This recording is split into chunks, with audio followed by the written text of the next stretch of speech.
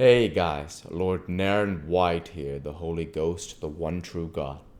Back with you with the next video in our series, Great Expectations by Charles Dickens. Without further ado, returning to Great Expectations.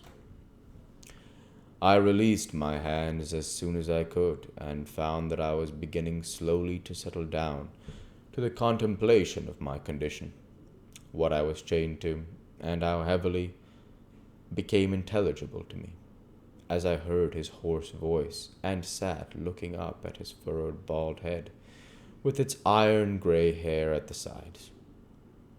I mustn't see my gentleman a footing in the mire of the streets. There mustn't be no mud on his boots. My gentleman must have horses, Pip, horses to ride, and horses to drive, and horses for a servant to ride and drive as well. Shall colonists have their horses? And blood-uns, if you please, good Lord! And not my London gentleman? No, no, we'll show 'em another pair of shoes than that. Pip, won't us? He took out of his pocket a great thick pocket book bursting with papers and tossed it on the table. There's something worth spending in that there book, dear boy. It's yourn. All I've got ain't mine, it's yourn. Don't be afeard on it. There's more where that came from. I've come to the old country fur to see my gentleman spend his money like a gentleman. That'll be my pleasure. My pleasure, it'll be fur to see him do it, and blast you all. He wound up, looking round the room and snapping his fingers once with a loud snap. Blast you every one, from the judge in his wig to the colonist a stirring up the dust. I'll show a better gentleman than the whole kit you put together. Stop, said I, almost in a frenzy of fear and dislike. I want to speak to you. I want to know what is to be done. I want to know how you are kept out of danger, and how long you are going to stay, what projects you have. Looky here, Pip, said he, laying his hand on my arm in a suddenly altered and subdued manner. First of all, looky here. I forgot myself half a minute ago. What I said was low. That's what it was, low. Looky here, Pip, look over it. I ain't a-going to be low. First, I resumed, half groaning, what precautions can be taken against your being recognized and seized? No, dear boy, he said, in the same tone as before. That don't go first. Lowness goes first. I ain't took so many years to make a gentleman, not without knowing what's due to him. Looky here, Pip, I was low. That's what I was, low. Look over it, dear boy. Some sense of the grimly ludicrous moved me to a fretful laugh, as I replied, I have looked over it. In heaven's name, don't harp upon it. Yes, but looky here, he persisted. Dear boy, I ain't come so fur, not fur to be low. Now go on, dear boy. You was a-saying? How are you to be guarded from the danger you have incurred? Well, dear boy, the danger ain't so great. Without I was informed again, agent, the danger ain't so much to signify. There's Jagger, and there's Wemmick, and there's you. Who else is there to inform? Is there no chance person who might identify you in the street? Said I. Well, he returned, there ain't many. Nor yet I don't intend to advertise myself in the newspapers by the name of A.M. Come back from Botany Bay, and years have rolled away. Who's going to gain by it? Still, looky here, Pip. If the danger had been 50 times as great, I should have come to see you, mind you, just the same. And how long do you remain? How long?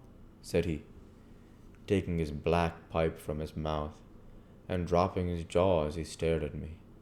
I'm not a going back. I've come for good. Where are you to live?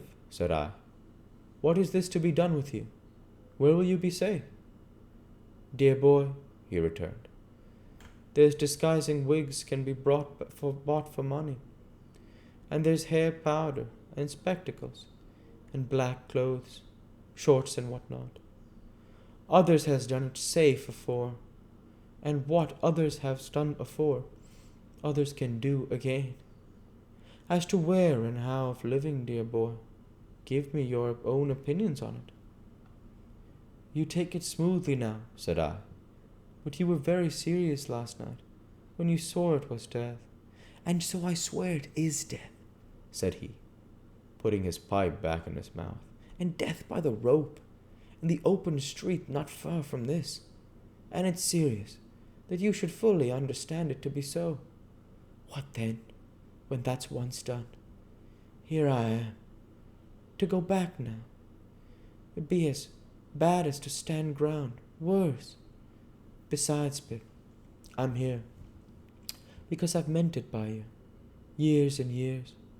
As to what I dare, I'm an old bird now, and has dared all manner of traps since first he was fledged, and I'm not afeard to perch upon a scarecrow. If there's death hid inside of it, there is, and let him come out. I'll face him, and then I'll believe in him and not afore.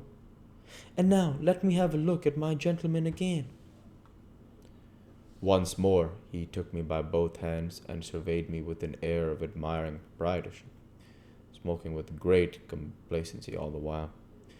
It appeared to me that I could do no better than secure him some quiet lodging hard by, of which he might take possession when Herbert returned, whom I expected in 2 or 3 days.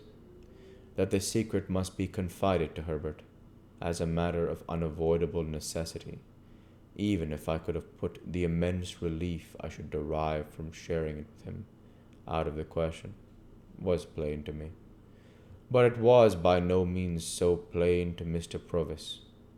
I resolved to call him by that name, who reserved his consent to Herbert's participation until he should have seen him, and formed a favorable judgment of his physiognomy. And even then, dear boy, said he, pulling a greasy little clasped black testament out of his pocket, we'll have him on his oath. To state that my terrible patron carried this little black book about the world solely to swear people on in cases of emergency would be to state what I never quite established. But this I can say, that I never knew him put it to another use.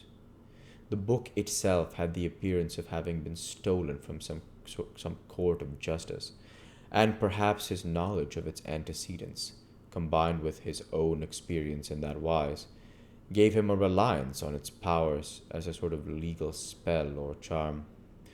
On this first occasion of his producing it, I recalled how he had made me swear fidelity in the churchyard long ago, and how he had described himself last night as always swearing his resolutions in solitude. As he was at present dressed in seafaring slop suit, in which he looked as if he had some parrots and cigars to dispose of, I next discussed with him what dress he should wear. He cherished an extraordinary belief in the virtues of shorts as a disguise, and had in his own mind sketched a dress for himself that would have made him something between a dean and a dentist. It was with considerable difficulty that I won him over to the assumption of a dress more like a prosperous farmer's, and we arranged that he should cut his hair close and wear a little powder. Lastly, as he had not yet been seen by the laundress or her niece, he was to keep himself out of their view until his change of dress was made.